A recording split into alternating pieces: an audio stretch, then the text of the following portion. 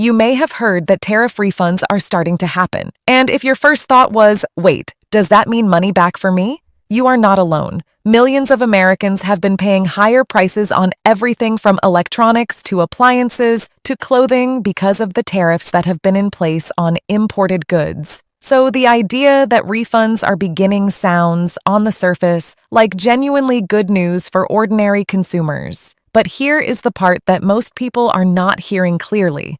The refunds that are starting to flow are going almost entirely to importers and businesses, not to the individual consumers who actually absorbed those costs at the checkout line.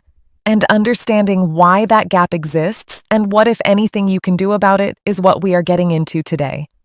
Welcome back to U.S. Benefits Update. I am Claire Hollister. We track the government programs and economic policies that affect your wallet, and right now, the tariff refund story is one of the most misunderstood developments in the news cycle. Let us get into it. So here is what is actually happening. According to recent reports, the U.S. Customs and Border Protection has been processing refunds, technically called duty drawbacks and exclusion refunds, for companies that imported goods and paid tariffs that were later modified, suspended, or excluded under administrative processes. Multiple outlets are now reporting that the volume of these refund claims being processed has increased, and businesses that had been waiting for their claims to clear are starting to see money come back.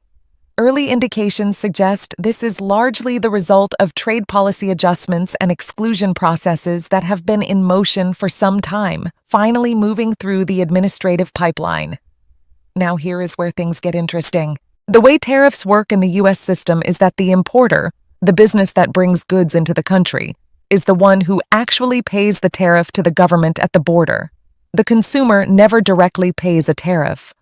What consumers pay is the higher price that results when businesses pass those tariff costs downstream through the supply chain and onto the retail price. That distinction sounds technical, but it has enormous real-world consequences for who gets the refund. Because the importer paid the tariff, the importer gets the refund. Not the store, not you, the importer.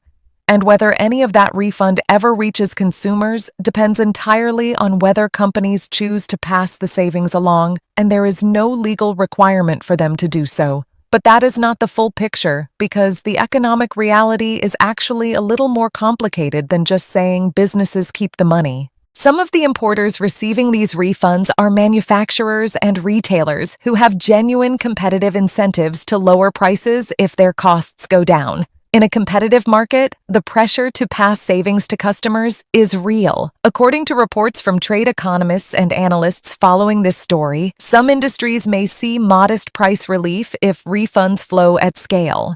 But that outcome is far from guaranteed, and early indications suggest that most consumer prices are not expected to change significantly in the near term based on the refunds currently being processed. The amounts involved for any individual company are often modest relative to the overall pricing decisions they make. And this is where it starts to matter for everyday people in the most practical sense. If you bought a washing machine, a television, a piece of furniture, or really any major imported good in the past couple of years and paid a price that was inflated by tariff costs, there is no mechanism in the current system that sends any portion of a tariff refund back to you. You paid more. The system registered that cost at the importer level, not the consumer level, and the refund is going back to that importer level. Officials familiar with how tariff administration works have consistently acknowledged that the consumer pass-through of tariff relief is indirect at best and entirely absent at worst.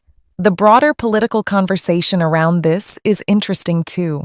The administration has pointed to tariff adjustments and the refund process as evidence of a trade policy working as intended, creating leverage in negotiations and then relieving costs when agreements are reached.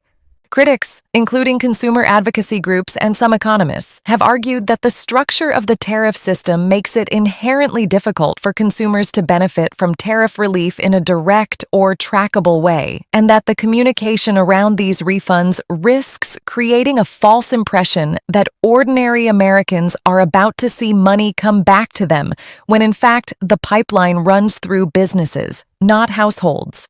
The bottom line is this: Tariff refunds are real and they are being processed. But they are going to importers and businesses, not to consumers.